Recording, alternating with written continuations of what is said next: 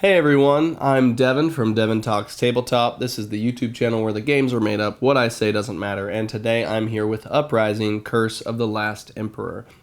This is a special game for me. I first covered it 4 years ago at this point. It's been a long time, it's been a while, and it sits in this special category of games for me that I think do not receive the appropriate amount of love and adoration that it deserves. It is a remarkably punishing, fun, ridiculous, swingy, clever, extravagant 4X game. And this is the latest campaign that is coming out for it. It introduces a true solo mode that is available. Previously, the way that you played solo was really just two-handed, where you would own two different factions and operate them at the same time. And this really kind of trims some of that fat. It really cleans up the board state and allows you to engage in true solo play, which I think is going to be a boon for anyone who loved this game but found it a little bit, not unwieldy, but just too large of a, experience when it was originally just a two-handed solo experience.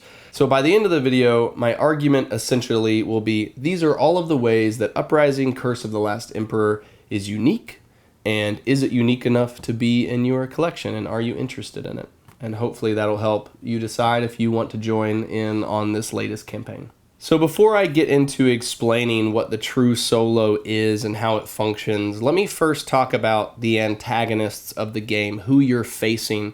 And that's important because it does it differently in Uprising in a way that I haven't really seen in a lot of other games. So you have this hexagonal board state in front of you. You have this map that in the true solo mode is condensed and cramped in a little bit more close quarters, in a way that's obviously better if you're playing as one player rather than sprawled out with a 2 or 3 or a 4 player cooperative game. On this map, though, you're going to have two competing enemy forces that are both fighting you, sometimes will fight each other, and have targets like marks that they're going to be hunting towards. So you have the Imperials, and they are going to be starting in the middle of the board and radiating outwards. And then you have Chaos, who are going to be beginning at the fringes and then crowding inward. And that opposing forces is going to create some really interesting decision space for you as a player, where you're trying not to get hemmed in on the sides from Chaos, but you're also not trying to let the Imperial forces just break out and run rampant on the map as well. And the fact that they have competing marks and that they may be moving to different locations, but also because they are not allied, they are two independent evil forces that you are trying to combat. And in doing so, sometimes they'll fight each other, and you can use that to your advantage from a strategy standpoint. To win the game, whether you're playing co-op or whether you're playing solo, you need to have all of your factions, the individual ones that you're controlling. So in a solo, it would just be your single faction. But in a co-op game, it would be as many players are at the table. You collectively need to have your score marker above wherever both the Imperial and the Chaos forces are. So there's this interesting struggle, this kind of push back and forth, where you're okay with sometimes maybe the Imperials gaining points because they're lower on the score track, or maybe you're okay with Chaos gaining points. But then there are other times where you really want to mitigate and suppress any particular faction's ability to score points in that round, so that they're not advancing too far past where you as the player or players want to move. So that is probably the first foundational pillar of what makes this so exciting, that influences both true solo play and cooperative play. So you have two enemy forces, but they're not working together. They are not working alongside and in the best interest of both of them. They are only advancing towards their individual goals. And you can manipulate that, but you also have to be very careful that you're not letting any one side run away with their tally, with their score. If you have too many of your player faction units going into their graveyards, or if one of them is decisively destroying the other, it's still not good. So there's this balance that you have to keep among the multiple enemies that you're facing. And I haven't really seen that before. Another thing that I love in this game, and again, when I played this for the first time, it was 4 or 5 years ago, and I don't think that the larger community of gamers in general, whether it's video game or tabletop game or role-playing game, I do not think that there was as much of a widespread love of high difficulty games. So with the advent of Elden Ring and even Hollow Knight and Silksong, and these games, especially in the Souls-like genre, are really promoting and creating widespread acceptance for difficult, painful gaming experiences where you're up against it and you really have to overcome the adversity to win. That exists so much in Uprising. It is definitely part of the DNA. It is even like a log line in their marketing, like, hey, this is brutal, you will lose, and you will love it.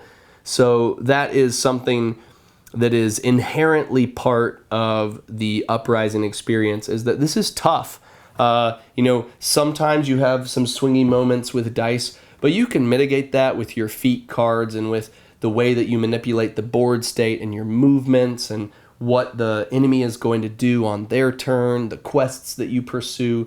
There are a lot of different choices that you can make to where you're not succumbing to randomness, but you are succumbing to onslaught and pressure and like unceasing tides of enemies, like where you have multiple skeletons that turn into a horde, and you have your nemesis that's out, or you maybe have an arch nemesis if you're using some of the expansion. There's also a couple expansions that came out with the Titans Game Found campaign. I didn't back that, so I don't have that content. I haven't played that. I don't know how it integrates into the true solo experience or the original co-op experience. But it doesn't really matter. Like, it's so much fun to go up against that challenge and try to beat it. Another thing that makes Uprising special to me is the production. And there are always going to be people, detractors who are arguing that it doesn't matter how nice something is, it doesn't matter how pretty it looks, it has to be the game. And while that's true, if you have a good game or a great game or an amazing game, whatever level of experience it is undoubtedly positively affected by good production, good art, good presentation, good theme. All of those things elevate a game no matter what its starting level is. It is a scale of increase in your experience as a player. And Uprising, to this day, it was impressive to me 4 or 5 years ago. It's still impressive to me. I love the amount of thought that went into this game, whether it's the havens that you can build on tiles and the way that you can upgrade them and the way that you can add towers to them. Small details like that. Again, to bring up similar titles in my mind, you have Dwellings of Eldervale, which innovated with the meeple that you put a roof on. Small moments like that feel really, really satisfying. Azul would not be Azul if it didn't have clickety-clackety tiles. Like, if it didn't have those, it wouldn't be the same game. And in the same way, Uprising really just creates such a satisfying world to jump into. I don't even know if I've seen games follow through with this same look.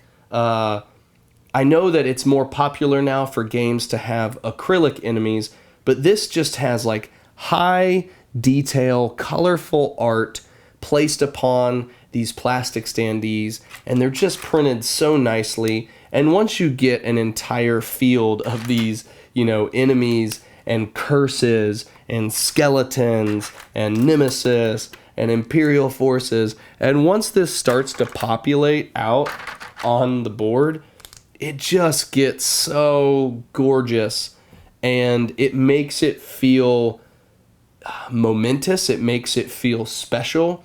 And when you're able to clear off certain amounts of enemies or curses, and you're able to put them in maybe the graveyard of the other enemy or your personal graveyard of what you've killed, and you have all of these cards that are out. Maybe you've got the druids in place. You've got these incredibly slick, stylized blessings of the old gods. You've got your events out. You've got all of your componentry. It creates a memorable gaming experience. And that is something that is not lost on me. And it makes, again, I was impressed 4 years ago when I thought that this was truly an outlier. And even while working with companies that make incredibly high produced games, or seeing more and more content that's put out where people place a premium on production and on art and on visuals, this still hits. This still just looks so good on the table.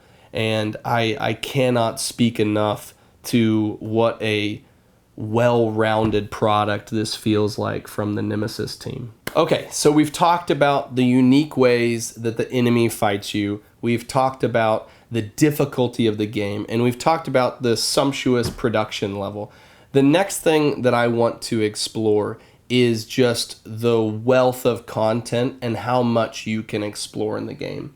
In the base game, you have 4 different factions that you can pick from. It's up to a 4-player co-op, so if you have those players around the table, you're using everything. But if you're a solo player, if you're here for the true solo experience, then you have a match of factions that you can try out. You also have the Arch Nemesis expansion. You've got more baddies in here. You've got more factions in there that you can use. There are 2 additional expansions that, again, I haven't even had experience with, but I know add just a remarkable amount of variability and replay satisfaction for you if you're jumping into this.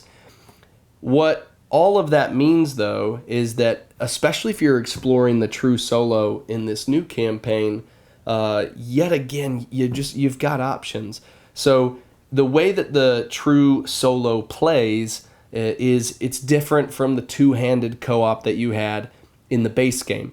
You are going to have just one faction, and then instead of the singular hero from that faction, you're going to get an additional hero from another faction. So the unique element in that is consider the combination of the feat cards. So you have these different heroes, and they have different feat cards that apply to them. And so if you're bringing in another hero, then you're going to have a lot more interaction between those heroes, even though they're sharing the same resource pool, and you still have 1 victory point total that you are amassing over the course of the game. That is going to be some amount of player agency in getting to pick what you want to do there. But then additionally, you have 10 action points instead of 8, and there are multiple other tweaks, small tweaks that they've made, and like this mat that you've got in front of you right here. And so it keeps a really tidy table experience. You've got your chapter track here, which is a really slick way of moving through all of the different phases. You've got your chapter layout there. You've got your graveyards for the Imperials and for the Chaos. You've got your different cards and discards over here. You've got your slot for the Blessings of the Old Gods. This is the Blessing of the Old God expansion. As I said earlier, got some really exquisite artwork, some nice styling and gold foiling on the card there. Looks really crisp. Love it. But what it does is it gives you additional things to implement during the solo play. You have 2 ways of playing it. Based on certain game triggers, you might have a blessing come into play, or during the refresh phase, you can just get a random blessing.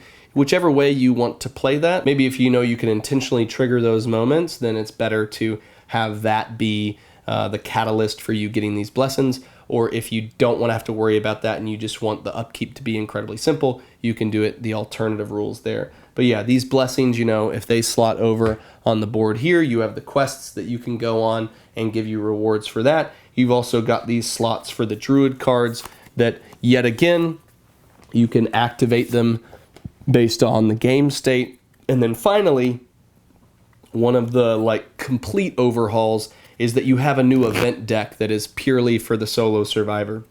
So you're able to use these events, and I mean, goodness, there's 30 of them or something here. A lot of options for you as you go through chapter 1, 2, 3, and 4. You'll have these new events that will affect the state of play, and you have to adapt to them. Maybe they'll provide a boon, maybe they'll provide a curse. You just have to circumvent whatever happens in the best way possible.